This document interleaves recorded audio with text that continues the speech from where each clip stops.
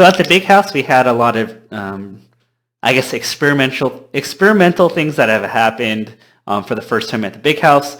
I talked to Gimmer actually prior to the event, and he, like, for like months was like really excited. He was just like, Tafo, like, I have so many things like planned for a big house and to bring production to the next level. So I was pretty hyped even like before the event. I was like, okay, like, what's Gimmer gonna do this time?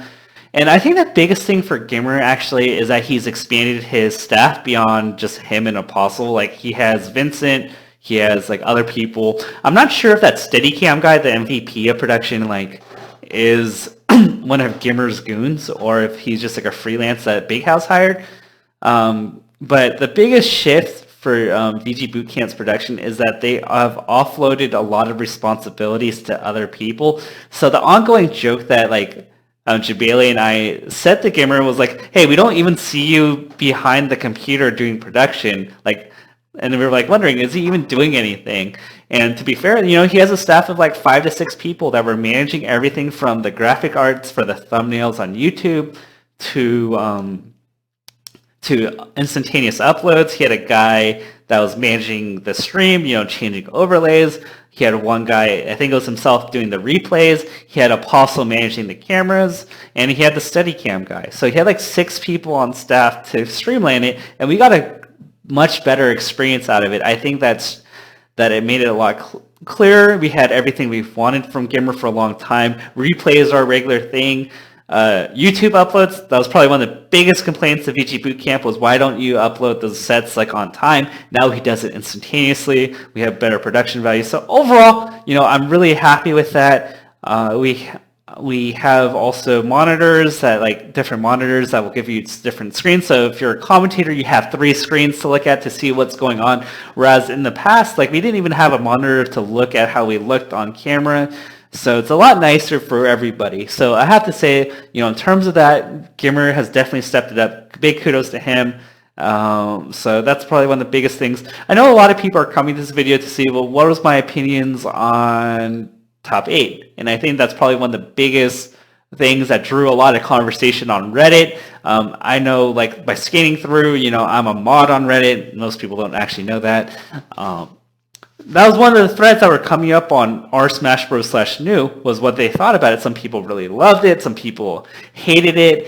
And, I'll give my fair shake at it. And it's probably going to agree with the general sentiment here. Yeah, yes, it was an experiment. And I think it's good to experiment. And the other sentiment is it was way too long. For top 8, it was 5 hours. I know even at the venue, we were very hyped and you saw us being really excited, but there were a lot of dead moments because the gaps we felt were really too long. And so, yeah, I do agree. I do think the gaps were way too long between the intro, the countdown, probably the 5 minutes of the analyst desk that happened, that definitely kills the momentum, whereas I think the difference between League and CSGO and Smash is that when you have a League match, the flow is a lot different from a Smash match because in League you play your game and then on the win or loss happens. It's either one of 2 things happens. Either B or the first thing is that those teams play a best of 1, so those teams have to leave the floor, and then you have 2 new teams come up with their unique mouse and keyboard and their headsets, and they have to get that all calibrated. That takes time, so that's when the analyst desk comes in, because we don't want to just watch them set up all the computers, make sure everything is in check, and and do all that calibration stuff. That's probably boring to watch. And so the analyst desk, kind of fits in between the gap. And even if you have 2 teams playing in an extended set, then they usually go back to their own private areas. They work with their coach and their analysts to say okay, what went right there, what went wrong there, what should the pick bands be. So naturally, the analyst desk is like a filler, and it plays a role here where those teams could be on break for a 15 to 20 minutes, and you need something to fill the gap. So that's where the analyst desk, kind of helps the pacing. It's not going to kill a hype moment because the alternative is that you're just watching nothing. So an analyst desk compared to nothing is, clearly, a good thing. In Melee, there aren't really as many gaps. I mean, the big gap here is at the end of the set, you can have people clear stage. Maybe you have the next 2 people come in and And then as a hand warmer, that's probably going to take like 2 to 3 minutes in total. And I think the flow could have been done differently. But of course, this is the first time. It's an experiment. So I think the flow could be like this. The first set could be done, and if they want to go to an analysis, I think they should limit D1 and blur, or, I secretly want to, do one of these segments too. I think it'd be really cool, and I think this is where I could play a role, is that you get blur in D1, or let's say the two people, 1 to 2 key points. And for example, if I were to say, let's talk about a set. If I were going to talk Ice Mango, my main point is that Mango refused to hit Ice's shield in most scenarios, so Ice could not get any shines out of shields that would lead into pin downs, which would lead to extended combos. So because Ice wasn't getting those openings, Mango, was able to control the set without giving Ice any big combos. That would be my main point there. I would probably show one replay, and that would be it. And then we'd move on to the next person. So I think that's how the flow should be. I think it should be probably cut in half because, Mango, or Mango, because with Smash Melee, it's a high energy game. You want to keep that energy level going. Now, understandably, I think, for myself and most people that watch this video on YouTube or my Twitch chat are probably on the more hardcore end of Melee. Now, the general sentiment for the hardcore players was that this was a snooze fest, but for the newer players, it actually was entertaining for them, and they actually really loved it. For a lot of newcomers, they're just like, hey, I really like the analyst stuff. I don't actually understand what it was, so I gained some insight. So maybe the alternative is this. Maybe you have 2 streams. Maybe you have a main expert stream, and you have Scar and Toph. They can banter all they want. They can use the inside Smash lingo, and, you just run them the whole time. And then you can have a secondary stream, which is like a new player stream where they go over that stuff. And in between the hand warmers where Scar and Toph could be talking, you can have the analyst desk fill in for those 2 to 3 minutes. Introductions, yes, they were cringe. I think they could be done for the first 4 sets. And by first 4 sets of top 8, I mean the 2 winners semi-sets and the 2 losers top 8.